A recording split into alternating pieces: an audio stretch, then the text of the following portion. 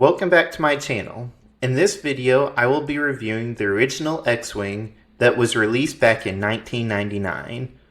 The set number when it was originally released in 1999 was 7140, but changed to 7142 when it was re-released in 2002. For this video and onward, I will only be referring to it as set number 7140. The set comes with two separate builds. The T-65B X-Wing, made up of 197 pieces, and a personnel speeder made up of 58 pieces.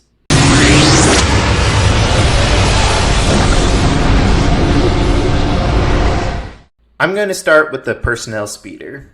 The faction is Rebel Alliance, the designation is land vehicle, and the manufacturer is currently unknown. We see it several times in the movies, such as this scene from Rogue One, where we can see it transporting pilots and cargo throughout Yavin Base. The main category I'm going to go over with this model is the cargo category.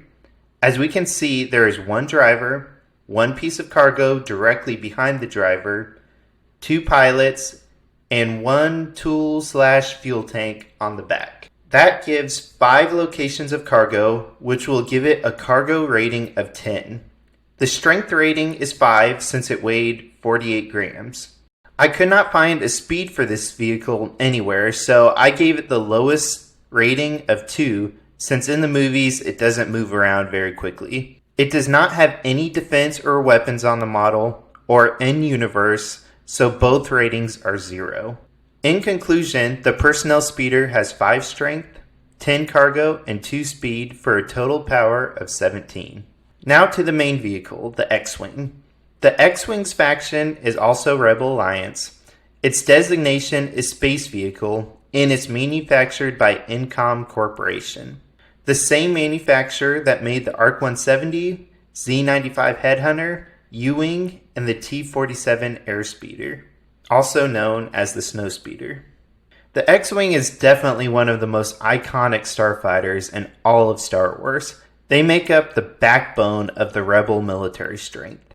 A detail I found interesting with this model is that the printed monitor in the X-Wing has a distance of 195 on the screen, with the red bars on the far side of the trench, which is a contradiction since that would already be less than a second away from firing distance, as we see from this picture and clip. So the number is a little inaccurate compared to the red bar lines, but the 6 digits underneath the monitor is accurate. Now jumping into the breakdown. This is the smallest play scale X-Wing to date, and the strength rating reflects it.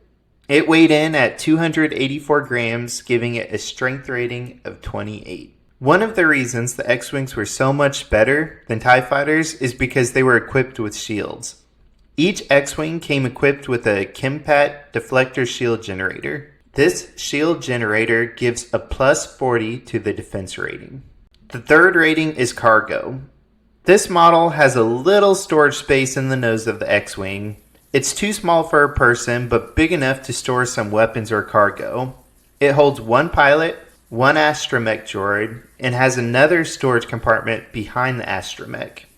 These 4 locations give it a cargo rating of 8. The 5th category is speed.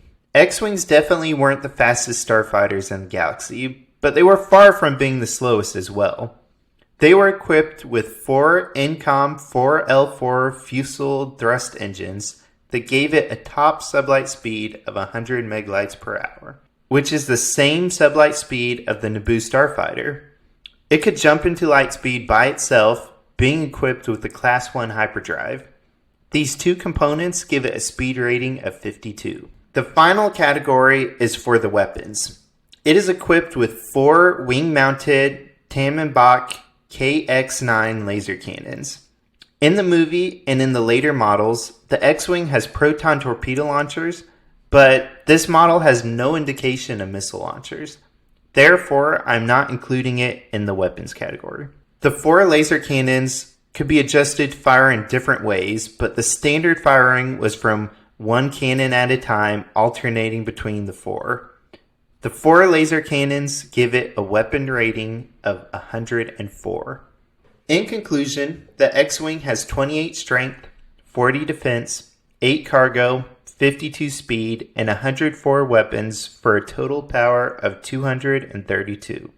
I personally own one of this set, complete with X-Wing and personnel speeder, so I will add just one of each of these to my current collection, bringing my collection power up to 488. With that, the Rebel Alliance is now my strongest faction right now, coming in at 249 power, followed by Naboo, and then the CIS. Comment down below how many of these X-Wings and personnel speeders you own in your collection, and what your collection power is so far. As always, you can check out my website at lukebrickwalker.com to quickly reference all of my ratings so far. Thank you for watching, and may the Force be with you.